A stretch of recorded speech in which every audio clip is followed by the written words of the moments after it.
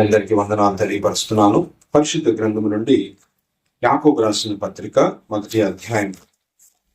యాకోబు రాసిన పత్రిక మొదటి అధ్యాయము 27వ వచనాన్ని చదువుదాం. తండ్రి అయిన దేవుని ఎదుట పవిత్రమును నిష్కలంకమైన భక్తి ఏదనగా దిక్కులేని పిల్లలను విధవరాండ్రను వారి ఇబ్బందిలో పరామర్శించుటయు ఇహలోక మాలిన్యము ప్రార్థన చేస్తుంది.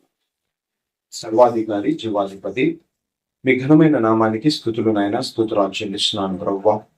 గడిచిన కాలం అంతేనైనా మిరకల్ చాటున తండ్రి మమ్మల్ని దాచి బదిలిపరిచి కాల సమయం మందు నాయన మీ మందిర ఆవరణంలోకి నాయన మమ్మల్ని నడిపించి మీ ముఖ దర్శనం చేసుకుని నాయన పాటల ద్వారా మీ నామం హెచ్చించి కనపరచడానికి మీరు కృపనిచ్చారు. మీకు స్తోత్రాలు. వాక్య భాగం ద్వారా మాతో మాట్లాడండి. తీసుకొచ్చిన ప్రతి బిడ్డను బట్టి మీకు స్తుతులు స్తోత్రాలు చెల్లిస్తున్నాం. రాలేని వారిని ఒకసారి జ్ఞాపకం చేసుకోండి ప్రభువా, కృప దయచేయండి. మీ చిత్తమైతే మరి ఒక తరుణాన్ని అనుగ్రహించబడుతున్నాను నాయన. మీ ముఖ కాంతిలో నుంచి నాయన మీరు మాతో మాట్లాడండి. మీరేం మాట్లాడండి, కృప దయచేయండి. అన్ని విషయాల్లో నాయన మీ కృపను నాకు తోడయించమని దుష్టును బంధిస్తూ చీకటి శక్తులు బంధిస్తూ సమస్తమును మీకే అప్పచెప్తూ యేసయ్య నామమున ప్రార్థించి వేడుకొంచున్నాం తండ్రి, ఆమేన్. Praise the lord. హల్లెలూయా, హల్లెలూయా. దేవుని నామానికి మహిమ కలుగును గాక. హల్లెలూయా. భక్తుడైన యాకోబు గారు ఇక్కడ రాస్తున్న మాట ఏంటంటే, తండ్రి అయిన దేవుని ఎదుట పవిత్రమును నిష్కలంకమునైన భక్తి ఏదనగా దిక్కులేని పిల్లలను వారి ఇబ్బందిలో పరామర్శించుటయు ఇహలోక మాలిన్యము తనకంటకుండా. నిజమైన భక్తి ఏంటంటే రెండు విషయాలు. భక్తి అర్థం. భక్తి అంటే ఏదో అనుకుంటాం, ఉపవాసాలు ఉండటం లేదా ఇంకా భక్తికి నిర్వచనం, స్పష్టమైన నిర్వచనం లేదా భక్తి అనగా నిజమైన అర్థం. ఇక్కడ యాకోబు రాసిన పత్రిక మొదటి అధ్యాయము 27వ వచనంలో భక్తుడు చాలా స్పష్టంగా మాట్లాడుతున్నాడు. మొదటిది ఏంటంట, దిక్కులేని పిల్లలను విధవరాండ్రను వారి ఇబ్బందిలో పరామర్శించుట. రెండోది ఇహలోక మాలిన్యము తన్ను అంటకుండా తన్ను తాను కాపాడుకోవటమే. నిజమైన భక్తి ఏంటంటే ఇదే రెండు విషయాలు. పరిశుద్ధ గ్రంథాన్ని గనుక మనం తరిచి చూసినట్టయితే కొంతమంది భక్తులు మనకి కనపడుతున్నారు. యోబు గ్రంథము మొదటి అధ్యాయం మొదటి వచనంలో యోబుని గురించి పరిచయం చేస్తూ ప్రభు చెప్పిన మాట ఏంటంటే, ఇదిగో నా సేవకుడైన యోబుని చూసావా, అతడు భక్తిపరుడు అని ఉంది. నా సేవకుడైన యోబుని నువ్వు చూచావా, అతడు భక్తిపరుడు. చదవండి యోబు గ్రంథము మొదటి అధ్యాయం మొదటి వచనం నుంచి మనం ఒకసారి చూసినట్టయితే, మొదటి అధ్యాయం మొదటి వచనం. ఊజు దేశమునందు యోబు అని ఒక మనుష్యుడుండెను.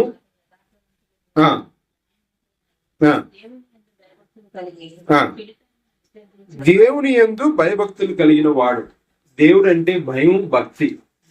ఏంటి భక్తి? భక్తికి నిర్వచనము యాకోబు గారు రాస్తూ చెప్తున్న మాట ఏంటంటే, భక్తిలో ఒక భాగం ఏంటంటే దిక్కులేని పిల్లలను విధవరాండ్రను వారి ఇబ్బందులలో పరామర్శించాలి. భక్తిలో ఒక భాగం అది. ఇక్కడ యోబు కూడా ఎలాంటి వాడు? దేవుని యందు భయభక్తులు కలిగిన వాడు. చూడండి, అదే యోబు గ్రంథము 31వ అధ్యాయం. యోబు గ్రంథము 31వ అధ్యాయము 22వ వచనం నుంచి చదవండి. 22. నా బాల్యము మొదలుకొని దిక్కులేని వాడు తండ్రి భావముతో నన్ను భావించి.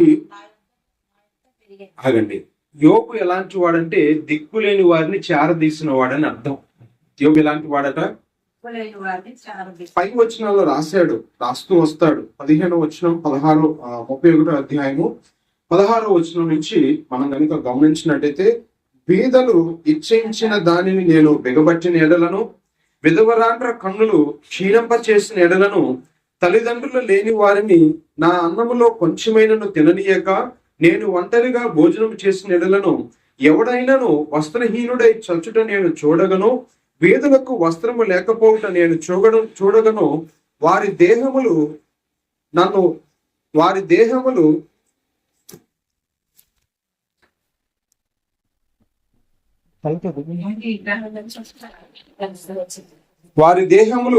చదవండి, ఆ వచనం చదవండి. వారి దేహములు నన్ను దీవింపకపోయిన ఎడలను, వారు నా గొర్రె వేడిపి పొందకపోయిన ఎడలను, కుటుంబంలో నాకు సహాయం దొరుకునని తండ్రిపోయిన వారిని నేను అన్యాయం చేసిన ఎడలను, నా భుజ శల్యము దాని బూటి నుండి కొడును గాక, నా బాలు ఇంటికి విరుగును గాక. నేను అలాగూ చేయలేదు నేను అలా చేయలా. వస్త్రహీనుడు నా దగ్గర ఉన్నప్పుడు, విధవరాండ్రు ఉన్నప్పుడు, లేదా బేదలేని వారు ఉన్నప్పుడు వారికి నేను సహాయం చేయకుండా ఉండలేదు, నేను ఇలాగూ చేయలేదు అంటున్నాడు. 22వ వచనంలో యోబు గారు చెప్తున్నారు తన సాక్ష్యాన్ని. నేను అలాగూ చేయలేదు, నా బాల్యము మొదలుకొని దిక్కులేని వాడు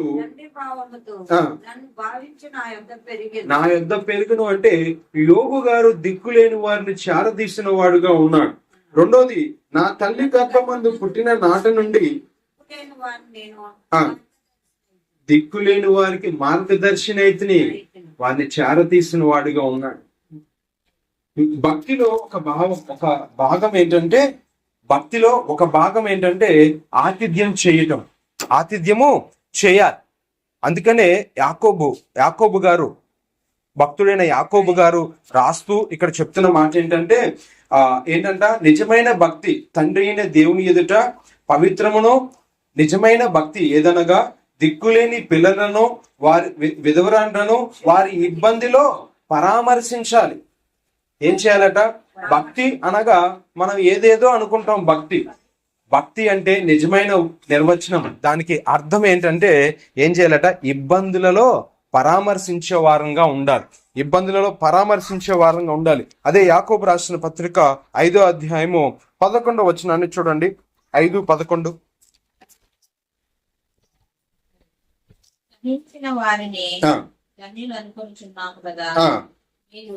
సహించిన వారిని ధన్యులు అనుకొనుచున్నాము కదా, ఆయన ఎంతో జాలియు. ఎలాంటి వాడంట యోబు గారు? జాలి గలవాడు, భక్తిపరుడు అని దేవుడు ఎందుకు సాక్ష్యం చెప్పాడంటే యోబు గురించి, యోబు గారిలో ఏం కనపడుతుంది? భక్తిపరుడు, జాలి, ఎంతో జాలియు కనికరం కలిగిన వారంగా ఉండాలి. నిజమైన భక్తికి నిర్వచనము మనం నేర్చుకుంటున్నాం ఈ ఉదయకాల సమయం ముందు. నిజమైన భక్తికి నిర్వచనం ఏంటంట?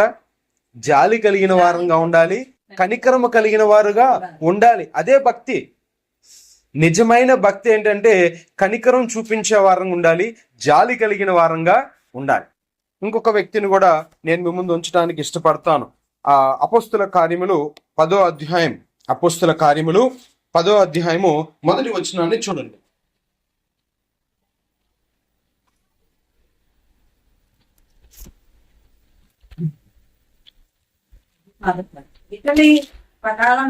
ఇటలీ పటాలమనబడిన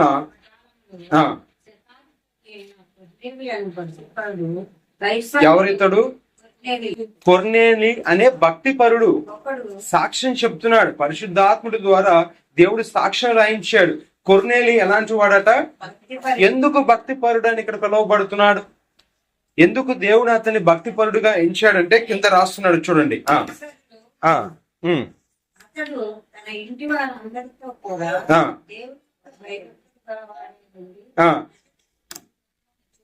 ఆగండి. ప్రజలకు బహుధర్మము చేయుచు.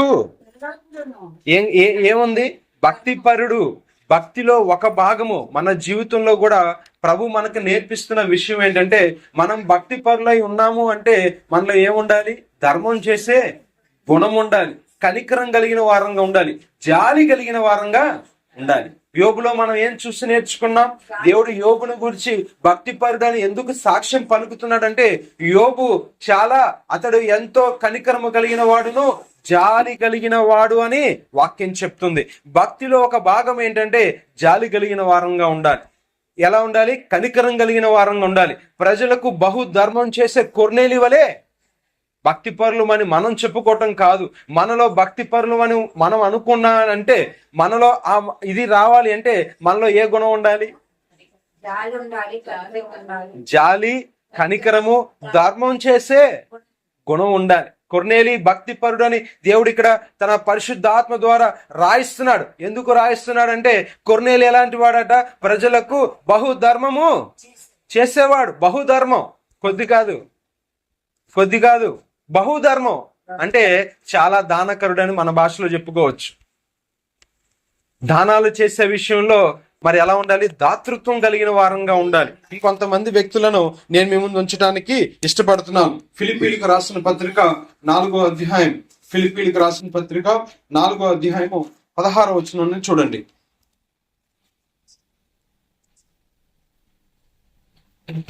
ఫిలిప్పీలకు రాసిన పత్రిక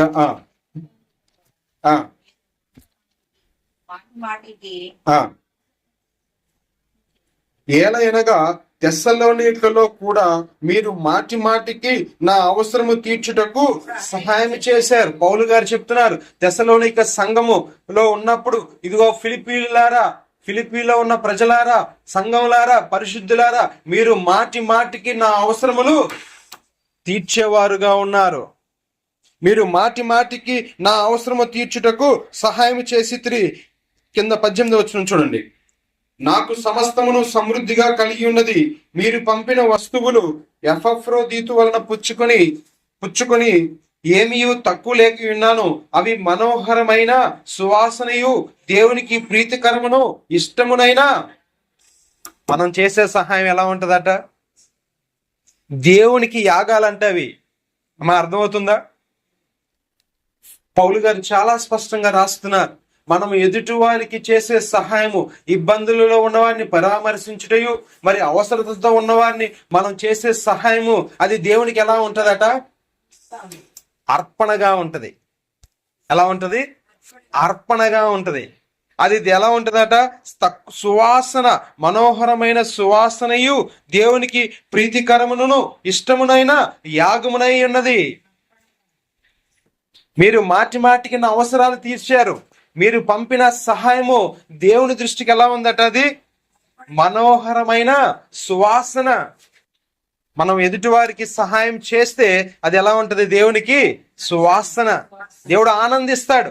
అంతేకాకుండా దేవునికి ప్రీతికరమును ఇష్టమునైన యాగమునైనది. ఇష్టమైన పని అద దేవునికి ఏంటంటే అది ఇష్టమైన పని. ఏంటది? ఎదుటివారికి సహాయం చేయటం, అవసరతలతో ఉన్న వారికి యొక్క అవసరతలు తీర్చటం దేవునికి ఇష్టమైన పని అంటది. అందుకే పౌలు గారు చెప్తున్నారు, తెస్సలోనికలో నేనున్నప్పుడు కూడా, ఓ ఫిలిప్పీయులారా, మీరు మాటి మాటికి నా అవసరములు తీరుస్తూ వచ్చారు. అది దేవునికి ఇష్టమైన పని. అందుకనే దేవుడు కొర్నేలి భక్తిపరుడు అని ఎందుకు రాయించాడంటే, దేవునికి ఇష్టమైన పని చేశాడు కాబట్టి దేవుని దృష్టికి అతను ఏమై ఉన్నాడు? భక్తిపరుడై ఉన్నాడు. యోబు కూడా ఎంతో జాలియు కనికరము గలవాడు కాబట్టి, దేవునికి ఇష్టమైన పని చేశాడు కాబట్టి, యోబు గురించి దేవుడే రాయించాడు, యోబు దేవుని యందు భక్తిలో ఒక భాగం ఏంటంటే సహాయం చేయుట. మరి ముఖ్యంగా విశ్వాసులమైన మనము ఇతరుల యొక్క సహాయంలో మనం ఏమై ఉండాలి? పాలు పంచుకోవాలి. అది దేవునికి ఇష్టమైన పని. అని ఇక్కడ రాస్తున్నాడు. ముందుకు వెళ్దాం. చూడండి, హెబ్రీలకు రాసిన పత్రిక 13వ అధ్యాయం, 13వ అధ్యాయము 16వ వచన భాగాన్ని చదవండి.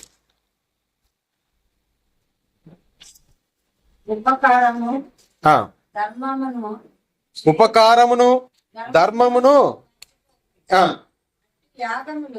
దేవునికి ఇష్టమైన. ఏవి ఇష్టం దేవునికి? ఉపకారం చేయుట, ధర్మం చేయుట మర్చిపోవద్దు. అవి ఎవరికి ఇష్టం? మరి దేవునికి ఇష్టమైన పని మనం చేస్తే దేవుడు మనం ఎంత సంతోషిస్తాడో ఆలోచన చేయండి. ఉపకారమును ధర్మమును చేయ మర్చిపోవద్దు. అవి దేవునికి ఇష్టమైనవి అని ప్రభు పౌలు గారి ద్వారా హెచ్చరిస్తున్నాడు. విశ్వాసులమైన మనము ఏం చేయాలి? ఉపకారము చేసే వారంగా ఉండాలి, ధర్మం చేసే వారంగా ఉండాలి, అంటే సహాయం చేసే వారంగా మనం ఉండాలి. అట్టివి దేవునికి ఇష్టమైనవి. భక్తిలో ఒక భాగం ఏంటంటే ధర్మం చేయాలి, పరిశుద్ధుల యొక్క అవసరతలు మనం తీర్చే వారంగా ఉండాలి. రోమిలికి రాసిన పత్రికలో కూడా 12వ అధ్యాయం, రోమిలికి రాసిన పత్రిక 12వ అధ్యాయము 13వ వచన భాగంలో కూడా మనం చూసినట్టయితే, రోమిలికి రాసిన పత్రిక 12వ అధ్యాయము 13వ వచనము, పరిశుద్ధుల అవసరములలో పాలు పొందుచు ఏం చేయాలట? శ్రద్ధగా ఆతిథ్యము ఇవ్వాలి. పరిశుద్ధుల అవసరములలో పాలు పొందుచు శ్రద్ధగా ఏం చేయాలి? ఆతిథ్యం ఇవ్వాలి. ఒక వ్యక్తిని చెప్పండి, ఆతిథ్యం ఇచ్చిన వ్యక్తి అబ్రహాము. తెలియకే ఆతిథ్యం ఇచ్చాడు. ఎండవేళ గుడారపు మరి ఆ యొక్క సింధూర వృక్షం కింద కూర్చున్నాడు. ఎండవేళ కూర్చున్నాడు. వ్యక్తి వచ్చాడు, చక్కగా ఆహ్వానించాడు, కాళ్ళు కడుక్కోవడానికి నీళ్ళు ఇచ్చాడు, గుడారంలోకి తీసుకువెళ్ళాడు, చెక్క ఒక లేత దూడను తీసుకున్నాడు. మరి తన భార్యకి చెప్పాడు. మరి ఆమె కూడా వృద్ధాప్యంలో ఉన్నప్పటికీ కూడా ఏం చేసింది? మెత్తని పిండిని తీసుకొని చక్కగా ఆతిథ్యం ద్వారా ఏం పొందుకున్నారు? ఆశీర్వాదం పొందుకున్నారు. అందుకే పౌలు గారు హెచ్చరిస్తున్నారు, పరిశుద్ధుల యొక్క అవసరములలో మనం ఏం చేయాలట? పాలు పొందుకోవాలి. అది దేవునికి ఇష్టమైన, ఇది ఎవరికి ఇష్టమైన పని? ఉపకార ధర్మము చేయ మర్చిపోవద్దు, ఉపకారమును ధర్మమును చేయ మర్చిపోవద్దు, అది దేవునికి ఇష్టమైనది. చాలా మంది చాలా ఉంటాయి, కానీ ఏమెవరు? సహాయం చేసే మనస్సు ఉండదు, సహాయం చేసే మనస్సు ఉండదు. కానీ వాక్యం ఏం చెప్తుంది? భక్తిలో ఒక భాగం ఏంటంటే ఉపకార ధర్మం చేయాలి, సహాయం చేయాలి, కనికరం కలిగిన వారంగా ఉండాలి, జాలి కలిగిన వారంగా మనం ఉండాలి. ఇవన్నీ ఎవరికి ఇష్టం? ఇవన్నీ ఎలా ఉంటాయంటే దేవునికి సువాసన లాగా ఉంటాయంట. మనం చేసే ధర్మము, మనం చేసే ఆ కార్యాలు, ధర్మ కార్యాలు, సహాయ కార్యాలు, అవి దేవునికి ఎలా ఉంటాయి? ఇష్టమైనవిగా ఉంటాయి. ఆ మనం చేసే కార్యాలను బట్టి దేవుడు ఎంతో ఆనందిస్తాడు.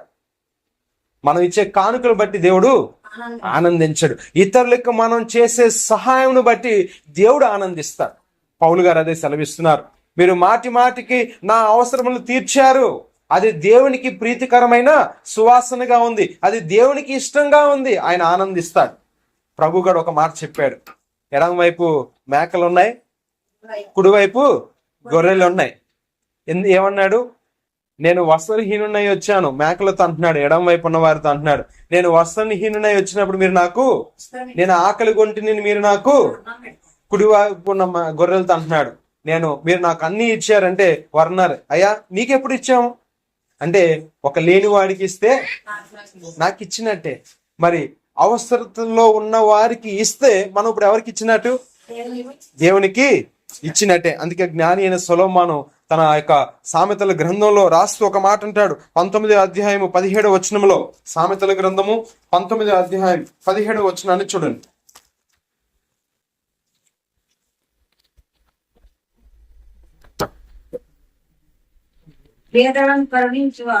బీదలను కనికరించువాడు, ఆయన ప్రతి ఉపకారం చేయను.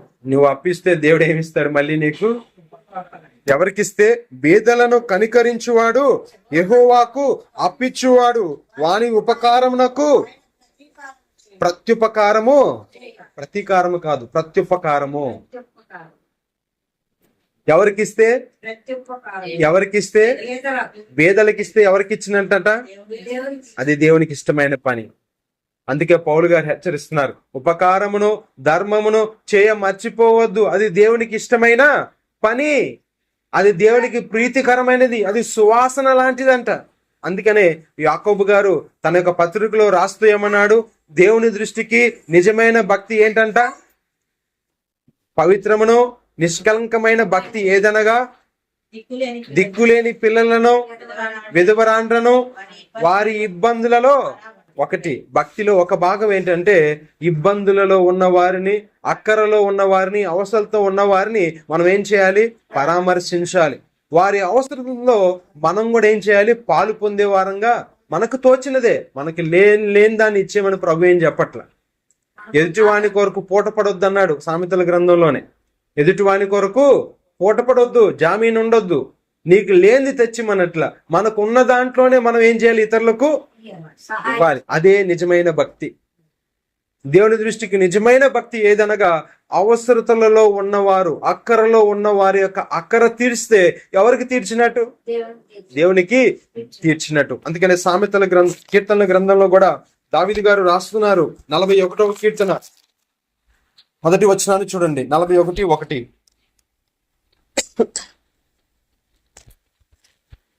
కీర్తన గ్రంథము. ఆగండి. వేదలను కటాక్షించువాడు ధన్యుడు. ఇదేం లెక్క? నువ్వు బేదలకు ఇవ్వటం ఏంటి? నీకు ఆపద వస్తే ఆయన తప్పించడం ఏంటి? బేదలను కటాక్షించువాడు ధన్యుడు, ఆపత్కాలమందు యెహోవా వానిని. నువ్వు బేదలకు ఇస్తే నీకు ఆపద వచ్చినప్పుడు ఎవరు తప్పిస్తారట? నువ్వు బేదలకు ఇస్తే, అవసరతలో ఉన్న వారికి నువ్వు ఇస్తే, నీకు అవసరం వచ్చినప్పుడు ఎవరు ఇస్తారట? దేవుడు ఇస్తాడు. అందుకే అన్నాడు, బేదలను కటాక్షించువాడు ధన్యుడు, ఆపత్కాలమందు యెహోవా వానిని తప్పించును. యెహోవా వానిని కాపాడి బ్రతికించును. దేవుడు ఏం చేస్తాడంట? నిన్ను కాపాడుతాడు. నువ్వు బేదలకు ఇస్తే, అక్కరలో ఉన్న వారికి నువ్వు ఇస్తే, అది ఎవరికి ఇష్టమైన పని? అది దేవునికి ఇష్టమైన పని. అది దేవుడు మెచ్చుకునే పని, దేవుడు నిన్ను ఆశీర్వదించే పని. మరి ఇక్కడ ఎంతమందిని మనం చూసాం? యోబు గారిని చూసాం. యోబు గారు ఎలాంటి వారట? ఆయన ఎంతో కనికరమును జాలియు గలవాడు అని వాక్యం చెప్తుంది. రెండోది అబ్రహాము గారిని చూస్తున్నాం, అవునా? అతడు తెలియకే ఆతిథ్యం ఇచ్చాడు, ఆశీర్వాదం పొందుకున్నాడు. మూడోది ఎవరిని చూసాం? కొర్నేలిని చూసాం. అతడు ప్రజలకు బహుధర్మము చేసేవాడని సాక్ష్యం పలుకుతున్నాడు. కాబట్టి ఫిలిప్పి సంఘం గురించి కూడా పౌలు గారు సాక్ష్యం పలుకుతున్నారు. మాటి మాటికి పౌలు గారి యొక్క అవసరతలు తీర్చిన సంఘం ఫిలిప్పి సంఘం. ఎలాంటిదో తెలుసా? కాయా కష్టం చేసుకుని, చూడండి అదే రాస్తున్నాడు చూడండి. వాళ్ళు ఏదో ఉన్నవారు కాదు ఫిలిప్పి సంఘం. ఫిలిప్పి సంఘం ఎలాంటి సంఘం అంటే ఏదో ఉన్నత లేదా వాళ్ళకి ఏదో కలిగిన దాన్ని బట్టి ఇచ్చింది కాదు, వారి లేమిలో ఇచ్చిన పరిస్థితి అని వాక్యం చెప్తుంది. వారు లేమిలో కూడా ఏం చేశారట? ఆ యొక్క తన సేవకుడికి, దేవుని దాసుడైన మరి పౌలు గారికి ఇచ్చినట్టుగా మనం చూస్తున్నాం. కాబట్టి దయచేసి గమనించండి. భక్తిలో ఒక భాగం ఏంటంటే ఇప్పుడు వరకు ఏం నేర్చుకున్నాం మనం? యాకోబు గారు రాస్తున్నారు తన పత్రికలో, దేవుని దృష్టికి నిజమైన భక్తి ఏంటంటే, మనం ఎక్కడికెక్కడికో వెళ్తాం భక్తి పేరు చెప్పుకొని, ఏవేవో పిచ్చి పనులు చేస్తున్నాం భక్తి పేరు చెప్పుకొని. ఏం చేయటం మానేసాం? కనికరం చూపించటం, జాలి చూపించటం, ఉపకార ధర్మం చేయటం, సహాయం చేయటం, ఆదరించటం, ఏమీ చేయకుండా ఎక్కడికెక్కడికో వెళ్తాం భక్తి పేరు చెప్పుకొని. ఏం చేయమన్నాడు పౌలు గారు? ఉపకారమును ధర్మమును చేయటం మర్చిపోవద్దు. పరిశుద్ధుల యొక్క అవసరములలో మనం కూడా ఏం చేయాలట? పాలు పొందేవారంగా ఉండాలి. దేవుడు మరి వీరందరినీ భక్తి పరులు అని ఎందుకు రాస్తున్నాడంటే, వీరందరిని గురించి వీరు ఏం కలిగి ఉన్నారు? జాలి కలిగిన వారు, కనికరం కలిగిన వారు, పరిశుద్ధుల అవసరతలు తీర్చిన వారు, మాటి మాటికి సహాయం చేసిన వారు, ఆతిథ్యము చేసిన వారు. ఆతిథ్యం చేయ మర్చిపోవద్దు అన్నాడు. ఎవరైనా మన దగ్గరికి వచ్చినప్పుడు వారికి మనం ఏం చేయాలి? మంచి ఆతిథ్యము, మనకి కలిగిన దాన్ని మనము ఇచ్చే వారంగా ఉండాలి. మనకు ఉన్న వాటిలోనే సమృద్ధిగా వారిని ఆదరించే వారంగా ఉండాలి. నిజమైన భక్తిలో ఉన్న నిర్వచనం ఏంటంటే, మనం ఎలా ఉండాలట? సహాయం చేసేవారుగా. మనం భక్తి పరులు అని మనం చెప్పుకుంటాం కాదు, మనం భక్తి పరులు అని మనం చెప్పుకోవాలంటే మనం ఏం చేయాలి? కనికరం కలిగిన వారంగా ఉండాలి, ఆదరించే వారంగా ఉండాలి, ఆతిథ్యం ఇచ్చే వారంగా ఉండాలి, జాలి కలిగిన వారంగా ఉండాలి, బహుధర్మము బహుధర్మం చేసే వారంగా మనం ఉండాలి. దేవుడి కొద్ది మాటలు మనం ఇంటిలో దీవించును గాక. ప్రభు యొక్క బలను మనం సమీపించబోతున్నాం. మరి ఆరాధన చేస్తూ మరి ప్రభువు కూడా ఏం చేశాడు? మన కొరకు బలి అయిపోయాడు. అర్పణముగా తన్ను తానే అర్పించుకున్నాడు. ఆయన ఎంత జాలి కలిగిన వాడు ప్రభువు చూడండి. మనల్ని ప్రేమించి తన కొరకు, మనందరి కొరకు ఆయన ఏం చేశాడట? అర్పణముగాను, దేవునికి అర్పణముగాను బలిగా తన్ను తానే దేవునికి అర్పించేసుకున్నాడు. ఎంత జాలి కలిగిన వాడు మన ప్రియ ప్రభు. మరి ఆ జాలి గల మనస్సును మనం జ్ఞాపకం చేసుకుంటూ ఈరోజు ఆయన ఆరాధన చేద్దాం. ప్రభు బలలోకి మనం వెళ్దాం, ఆరాధన చేద్దాం. ప్రభు వైపు చూస్తూ ఆరాధన చేద్దాం. ఆయన జాలి కలిగిన వాడు అని వాక్యం చెప్తుంది. ఆయన కృపగలవాడు, వాత్సల్యత కలిగిన వాడు, దయాళుడు, దీర్ఘశాంతం కలిగిన వాడని వాక్యం ద్వారా మనం నేర్చుకుంటున్నాం. ఆయన జాలి గుణమును బట్టి, ఆయన యొక్క ఆదరణ, ఆ దయాళుత్వను బట్టి మన పాపములన్నీ కూడా ఏం చేయబడ్డాయి? క్షమింపబడ్డాయి. ఆయనే గనక జాలి చూపించకపోతే, ఆయనే గనక కనికరం చూపించకపోతే మన పాపంలోనే మనం ఉండేవారం. ఆయన మనకి జాలి చూపించాడు, కనికరాన్ని చూపించాడు, మన పాపములన్నింటినీ కూడా సిలువలో క్షమించాడు. ఆయన ఆరాధన చేద్దాం. దేవుడి కొద్ది మాటలు మనం వెనుకలో దీవించును గాక. ఆమేన్.